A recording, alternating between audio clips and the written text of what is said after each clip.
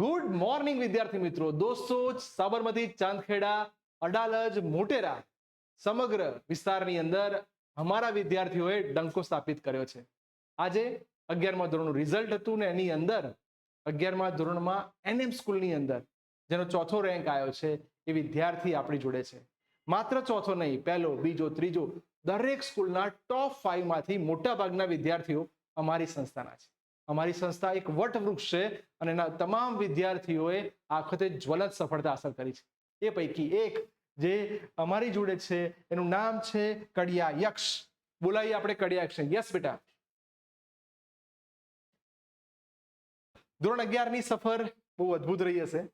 10મા વાળા વિદ્યાર્થી જે અત્યારે સાયન્સમાં આવી રહ્યા છે, તો તમે શું કહેવા માંગો છો કે ભાઈ પહેલા તો તમારું રિઝલ્ટ કહો કે ભાઈ મારે કયા પહેલી પરીક્ષા, બીજી પરીક્ષા, ત્રીજી પરીક્ષા એમાં ફિઝિક્સ, કેમેસ્ટ્રી, મેથ્સ એ બધાના માર્ક્સ તમારા શું આવેલા છે?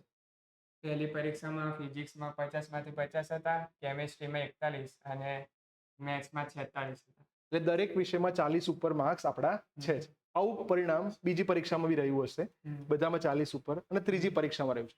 છેલ્લી પરીક્ષાની અંદર શું રિઝલ્ટ આવ્યું છે આપણું? છેલ્લી પરીક્ષાની અંદર કેમેસ્ટ્રીની અંદર 82, મેથ્સની અંદર 93 અને ફિઝિક્સમાં 90 હતા.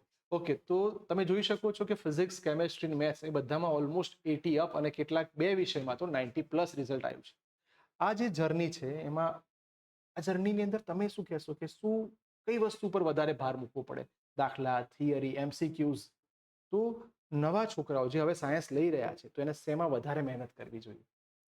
પહેલાં તો સાયન્સ લીધું તો રોજનું રોજ કામ કરી દેવું પડે, MCQની બી પ્રેક્ટિસ કરવી પડે થોડી ઘણી, થિયરી બધું જે અઘરી વસ્તુઓ લખીને તૈયાર કરવાની રહે થોડી ઘણી. ઓકે, તો બહુ સુંદર વાત કરી કે ભાઈ પહેલું કામ તમારે એ કરવું પડશે, રોજનું કામ રોજ કરવું પડશે. દોસ્તો, આ એક સરસ મજાનો ગુરુમંત્ર એટલા માટે કે આ બધા જ વિદ્યાર્થીઓ અમારા બહુ સરસ પરિણામ લાવ્યા છે અને આવું જ પરિણામ આપણે 12થમાં લાવીશું. Wish you all the best. 12થમાં આવું જ રિઝલ્ટ આવો અને JEE ક્રેક કરો. Okay, yes.